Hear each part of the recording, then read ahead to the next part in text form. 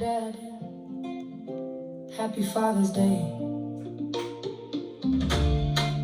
This one's for you and for the dads we carry in our hearts. Yeah.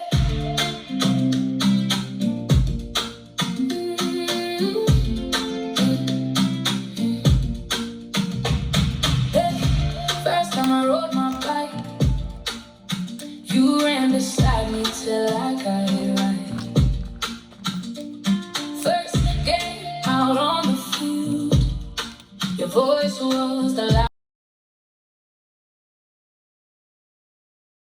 When the car broke down, you rolled up your sleeves and turned things around.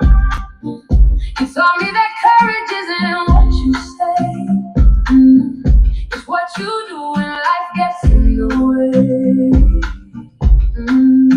Some fathers build houses, some fathers build dreams, some fathers stand beside us, yet their love still leads. Your love had muscle, your hands had proof. You carried more than we ever knew. You gave us roots, you gave us wings, you taught us. Good morning. This is Kenny Daredevil on When God and I Talk. It's a beautiful day. We all shared Father's Day yesterday. We had some topical issues on radio. Of course, I made my opinion known. But the Bible portrays fatherhood as a profound blessing and a high calling. Scripture emphasizes that a father's deepest joy stems not just from a child's worldly success, but seeing them grow in wisdom, truth, righteousness, reflecting God's ultimate love for his children.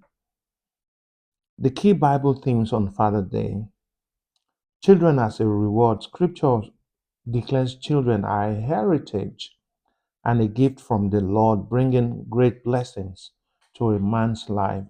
Psalm 127, verse 3 to 5. Wisdom brings gladness. The book of Proverbs repeatedly notes that a wise and righteous child brings immense joy to their father. Psalm 23, verse 24, and Proverbs 10, verse 1. Generational legacy. Children are described as the crown of the elderly, and the glory of children is their fathers. Proverbs 17, 6. The scripture outlines responsibilities of godly father. Scriptures outline 5 key pillars to help fathers cultivate a joyful, healthy family. Gentle guidance. Fathers are instructed to bring children up with spiritual instruction without provoking them to anger. Ephesians 6:4. Spiritual leadership. Dads are encouraged to actively pass down their faith and answer their children spiritual questions as emphasized in Deuteronomy 6. Encouragement and devotional. If you want to dive deeper into these scriptures to practical application, you must yourself be in the right place.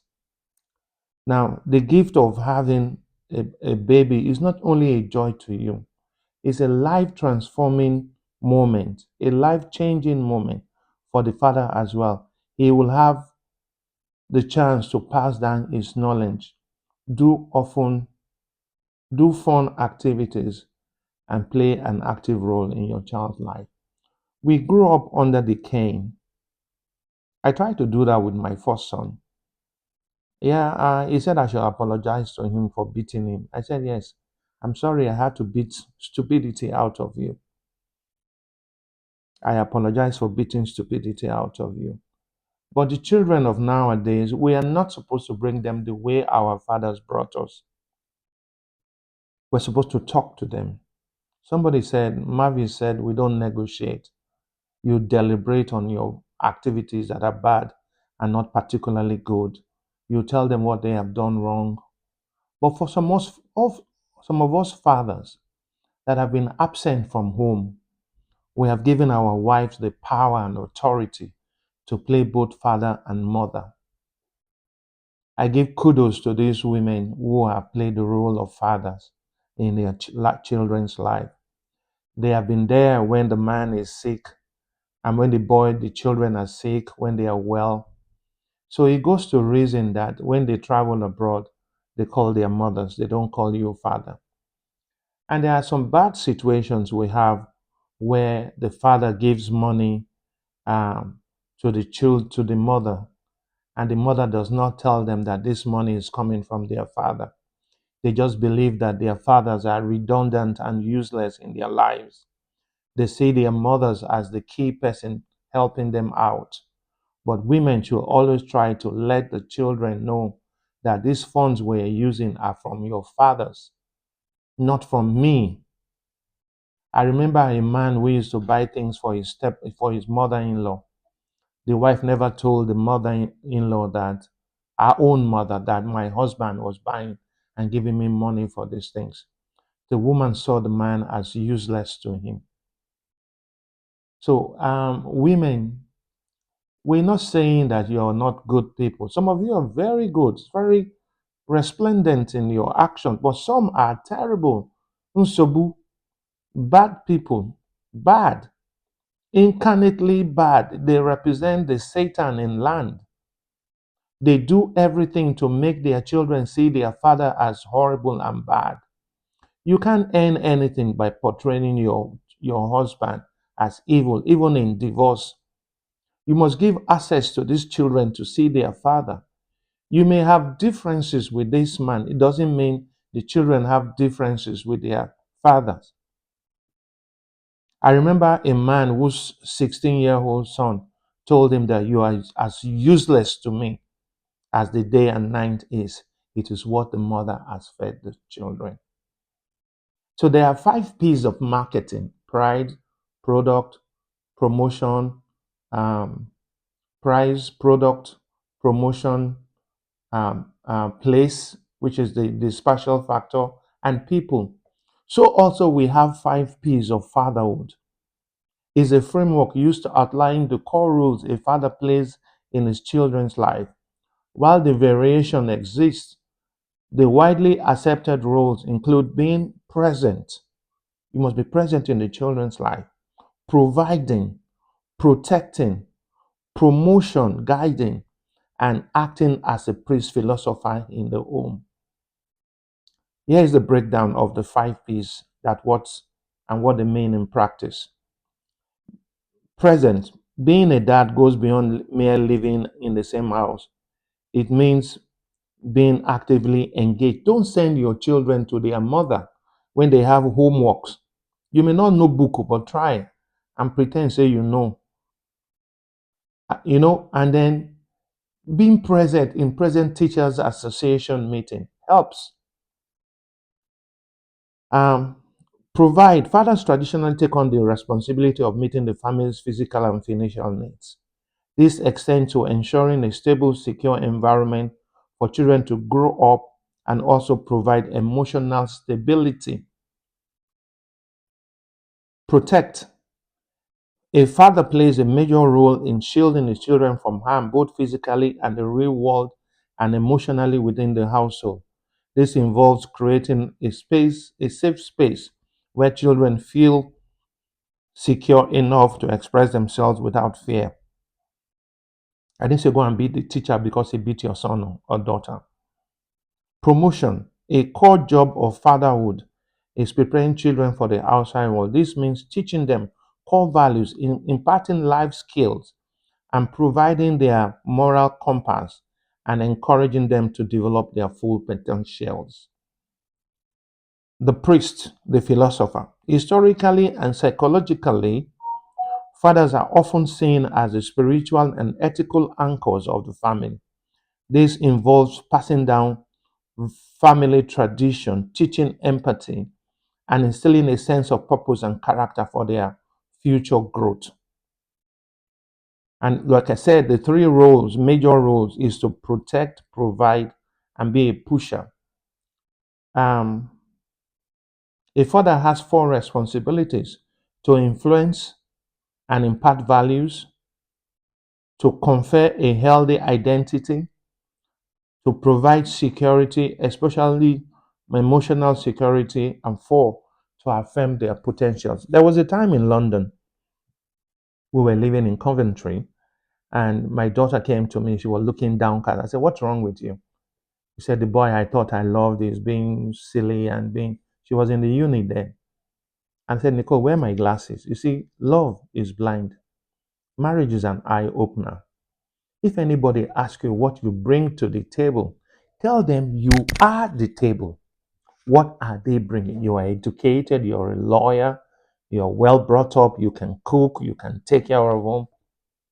I said, "Why didn't you ask your mom?" She said, "Mom doesn't want to listen to me because her mom perhaps didn't have that direction too. Maybe nobody spoke to her." So we should not be quick in damaging our mothers and wives and say they are not helping. What did they imbibe from their parents? Did anybody tell you how you can get disvirgined? Did any mother tell a child? Do they know that you've gotten disvirgined?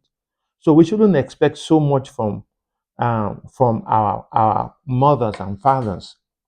Some of us, it was our housemates, housemates that disvirgined us, the boys. I didn't say me or make on another take on eye look me. Huh? No. So what are the benefits of fatherhood? Like fathers, like mothers, are pillars in the development of a child's emotional well-being. Children look to their fathers to lay down the rules and enforce them.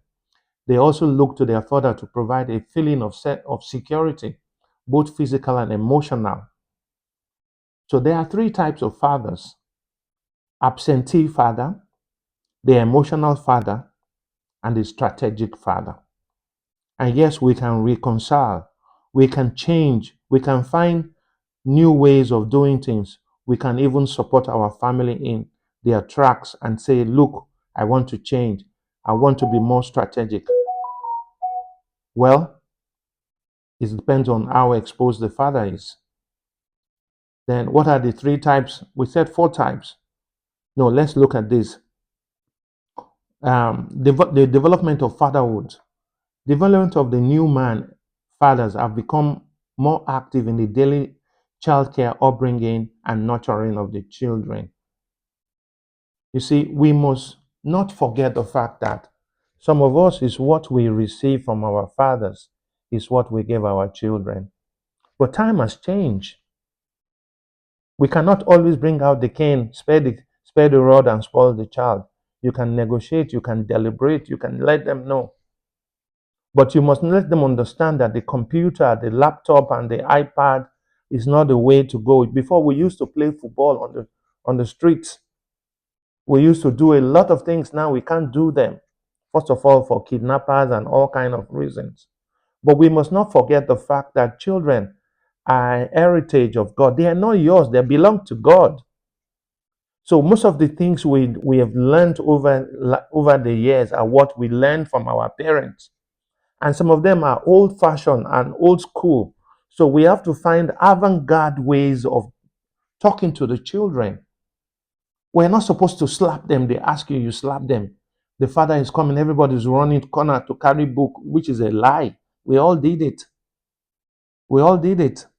So we must understand the rubrics, the dynamics of childhood have changed. I got into secondary school at 11. Children get into secondary school at 8 now. So the evolution, the development of their brains and their capacity to absorb have changed. Some children are leaving university.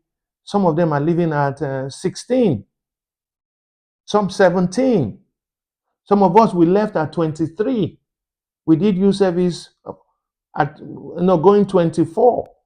But children now do these things faster. So our ways and means of doing things must change. We must acknowledge the father role we play. Even the children who do not see. Some days I used to see my father sit and I will wonder, what is this sitting? Now I've come of age, I now understand. You're thinking of a lot of changes in the home, a lot of things you don't understand. So today, I admonish you to become the avant-garde father, the new godfather, the new person, but love your wife. You can't love your children and not love your wife. You can't say your wife is bad and your children are good.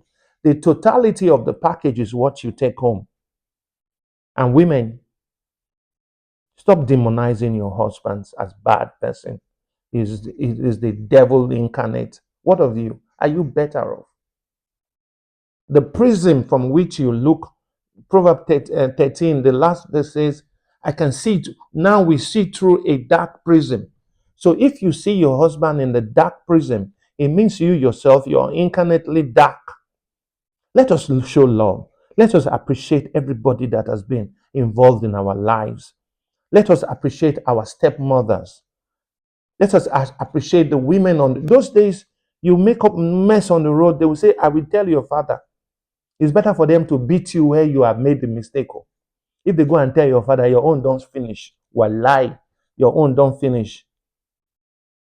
So I am saying to you, I'm an advocating today that we should change our ways. We should.